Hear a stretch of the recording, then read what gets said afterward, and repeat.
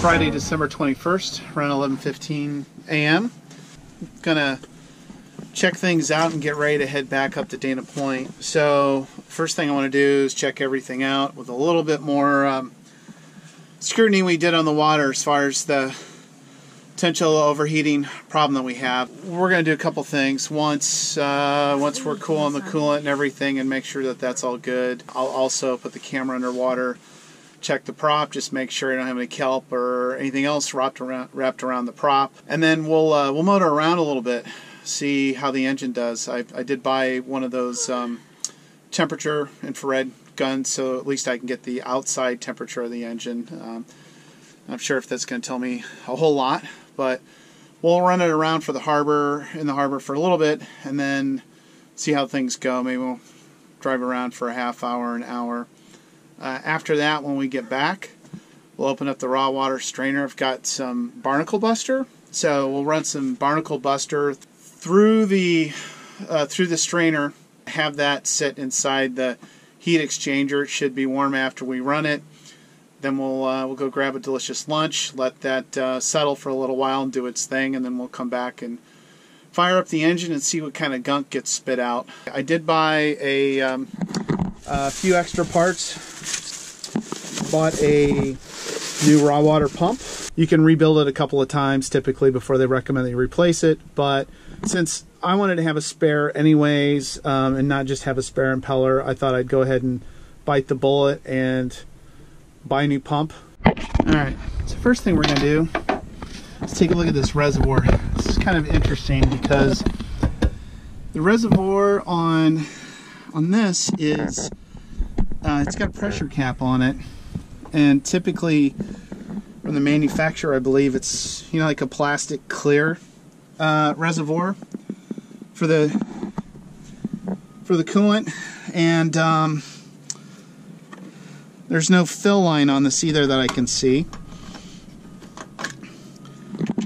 A little bit of coolant in here, not very much from what I can tell, so it's not empty. This will route down below to the heat exchanger. Bought a new pressure cap similar to this, and this one even has a little bit of corrosion on it. I don't understand why you would need a second pressure cap for the reservoir. I assume there's a reason for that, but let's take a look and see what's going on down below with the heat exchanger. Alright, this is the heat exchanger right here. If there's enough pressure in this thing, alright, so here's something else that's interesting. We'll see how well this comes out on the camera. So there's looks like there's a relief valve right at the top. You can see this yellow cap if that's coming in where I've got the light on. There's a relief valve there, but it doesn't actually connect to anything. So the exhaust elbow is the other thing I'm just going to replace. So this wasn't at all what I expected. I was expecting this reservoir only to get overflow from the heat exchanger.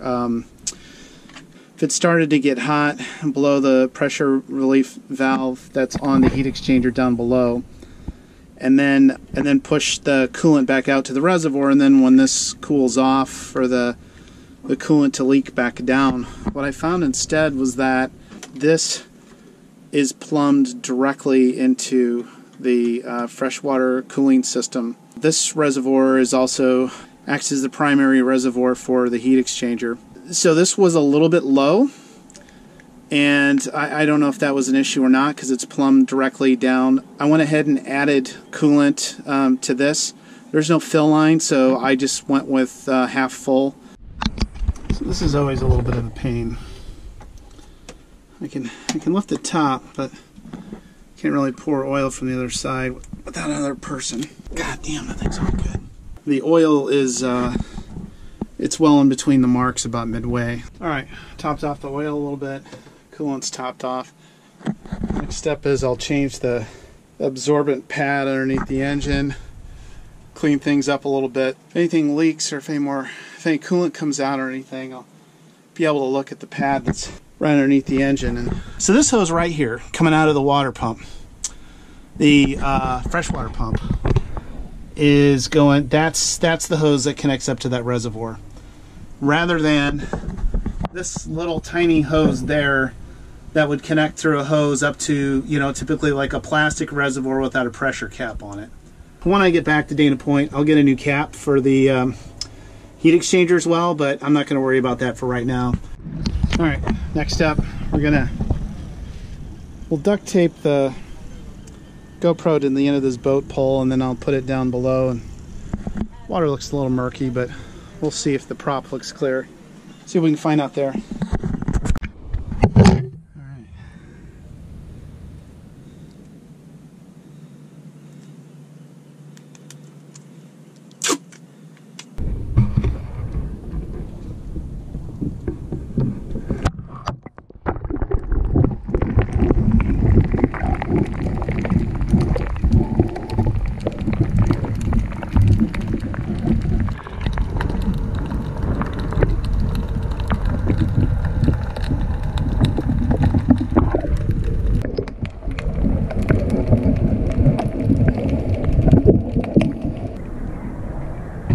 That'll be good enough. Alright, well that was pretty easy to see what's going on down there. So it looks like I'll be diving in the water. Alright, this water will be high 50s, low 60s most likely. Got an oil sheen on top of the water from our neighbors. I'm gonna make this as quick as I can. Water's cold. Alright.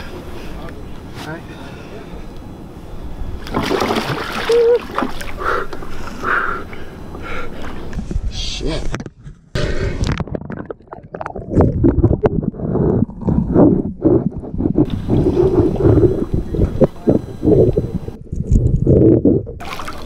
You get it?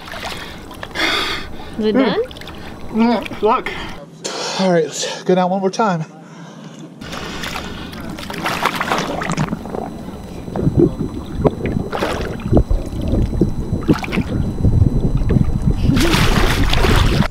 Some little stringy kelp around between the cutlass bearing and the prop, and that's important because if there isn't flow in there, your cutlass bearing can overheat.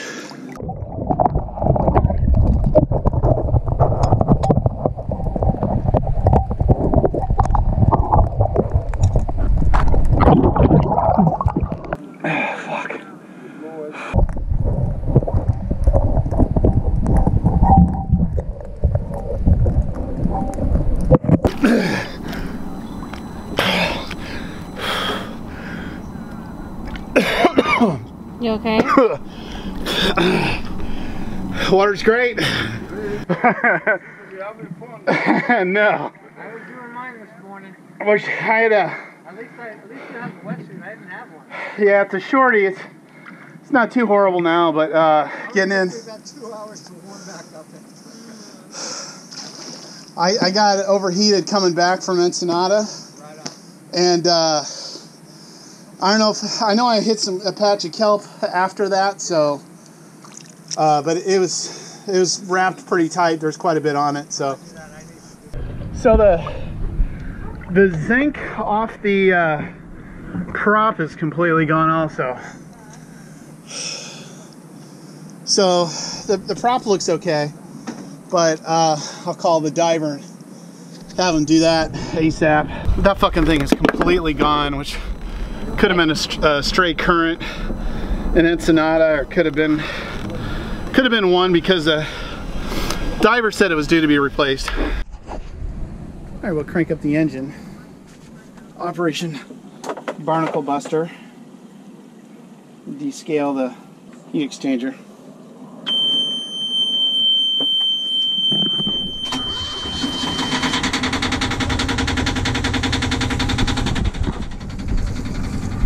Good flow. Engine sounds all right. Sounds good as far as I can tell. All right.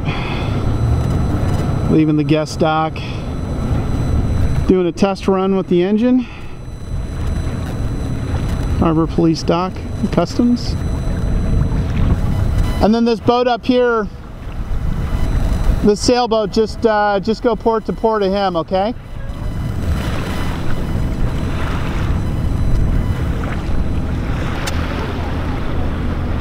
Foggy out. All right, Debbie's rolling the RPMs up to about 2,200. A lot of crap floating in the water here in San Diego Bay. Sorry, not you.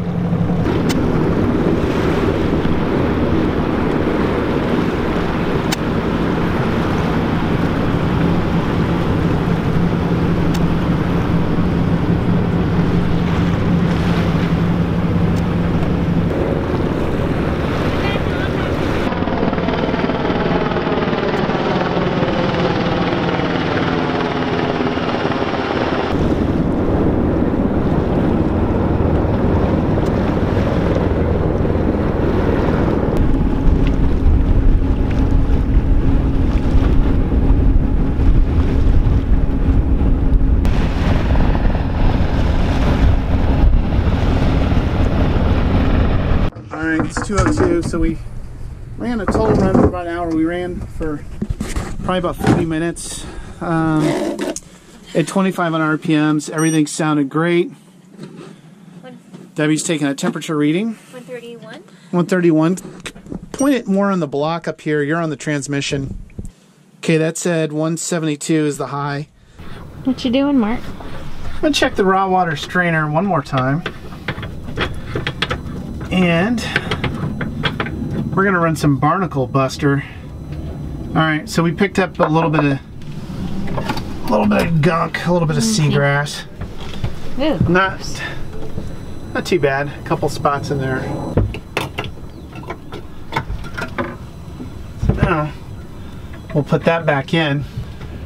We'll start the engine, and I'll pour a little bit of bilge buster down here, and then we'll kill the engine. That'll draw a bilge buster through the heat exchanger. Then we'll let it sit for a while. Okay, key on.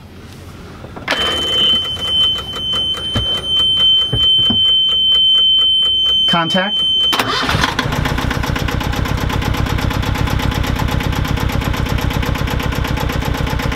Cut it. Do it again just for a sec. Start. Wait. Start it. Start it. Cut it. About half a gallon of almost a barnacle buster. Should be about enough. 2:07 p.m. So we'll just let that sit, and then we'll start the engine in a couple hours after we get lunch and provisions. All right, it's just about 4 p.m. The barnacle buster's been soaking in for the last 2 hours, so I'm gonna go ahead and fire up the engine and see what comes out the exhaust.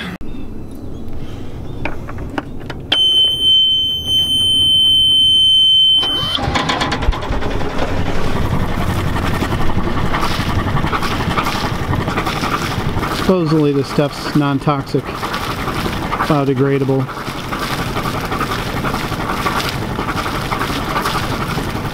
So we'll let this run through and finish flushing out, shut her down, and be ready to go tomorrow morning early.